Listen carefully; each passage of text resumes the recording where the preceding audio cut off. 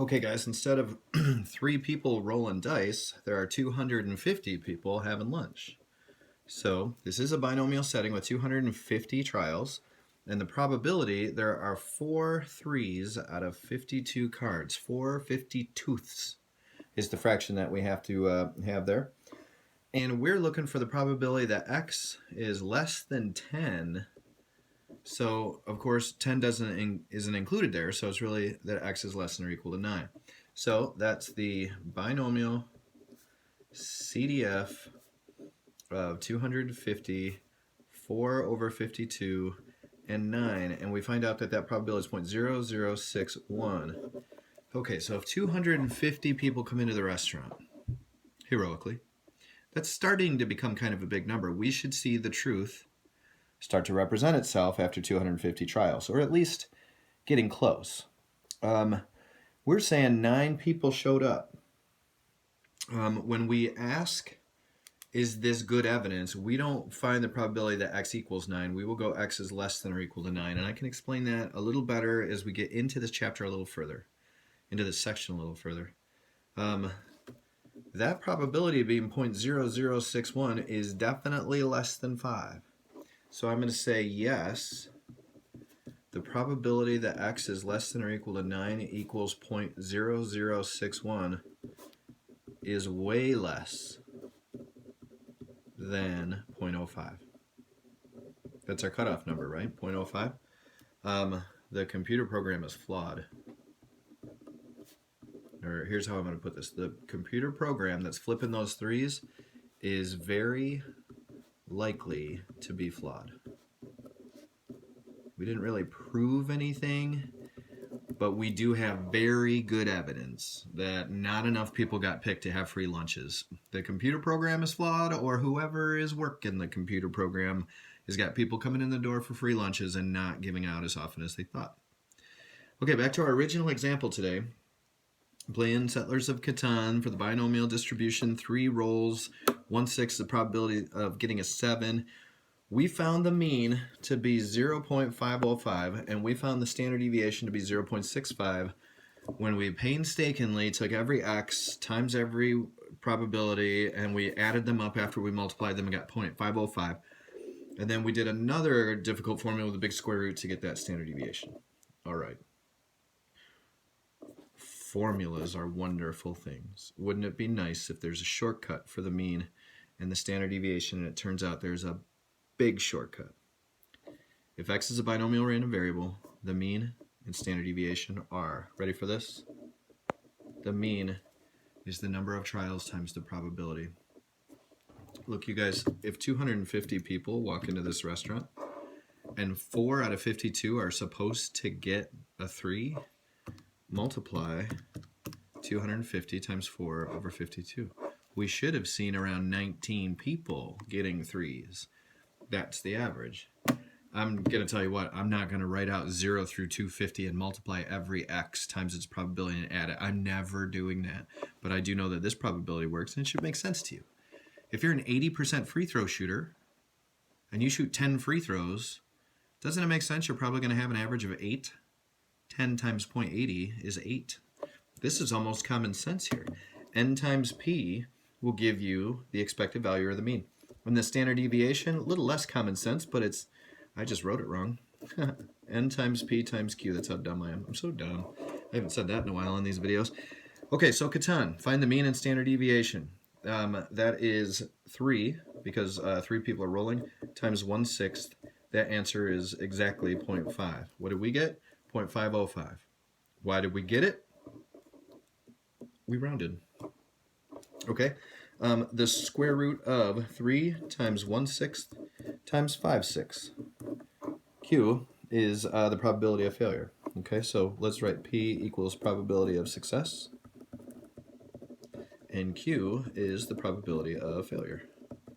I think we've already done that with the binomial probability formula before we learned the PDF.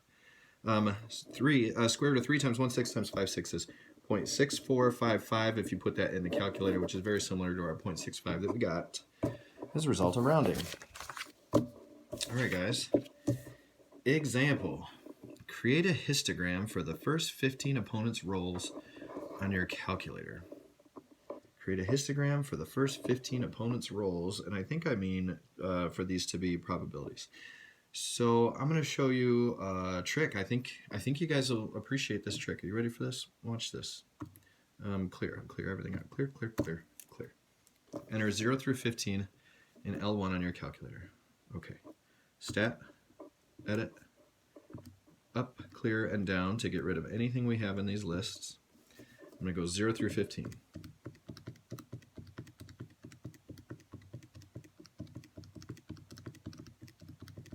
I think I did it right. Did I do it right? Like a boss. Okay. For L2, arrow up, hit enter, and then type the following. You ready for this? This is a cool trick.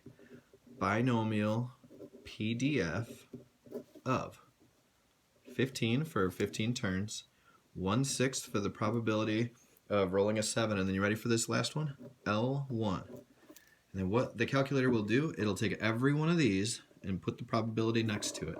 That's a pretty cool trick. So I arrowed up, and I've got the cursor flashing down here. Make sure that happens. Hit second and bars. Go up to binomial PDF. Number of trials, 15. Probability of success, 1/6.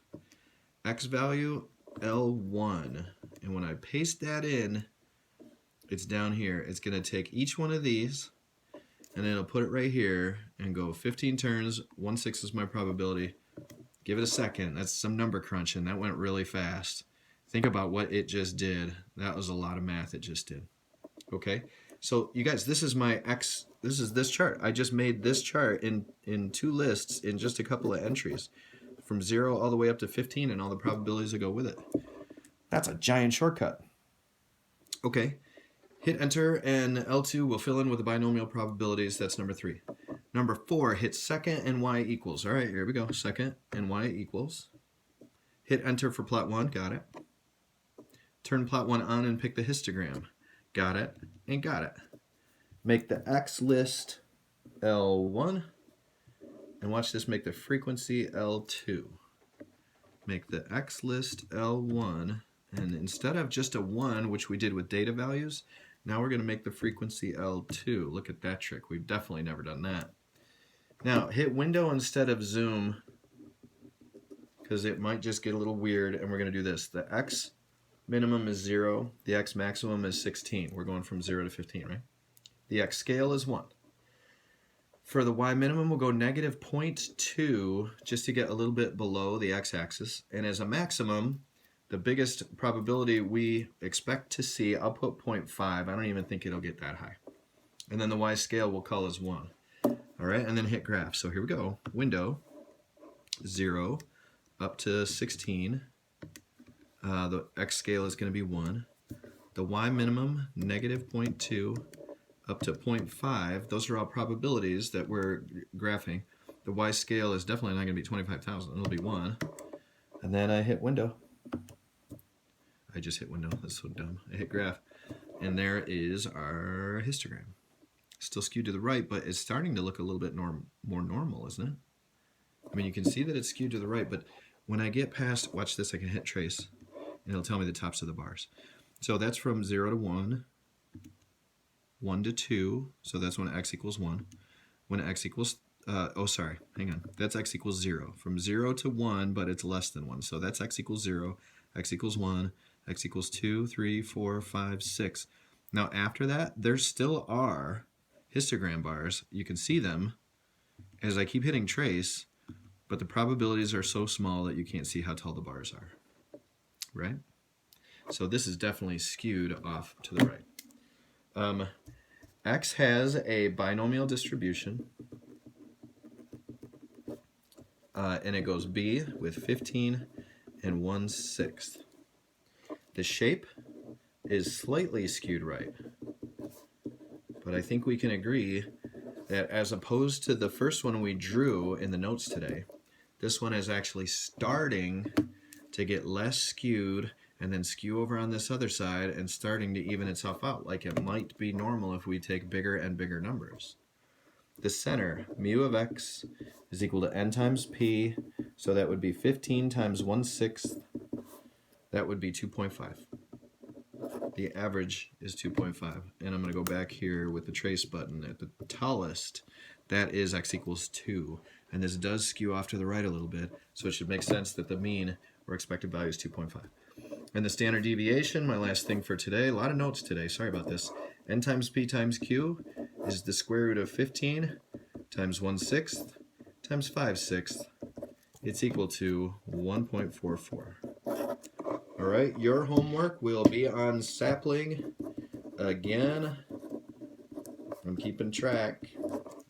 I'm watching to see who's doing homework and who's not doing homework, and we will start talking about the fact that you don't have your homework done, because that's becoming too regular of a problem for you guys getting ready for tests and stuff, and certainly the end of the semester. So we'll be talking about it if you're not keeping up. Take a look on sapling.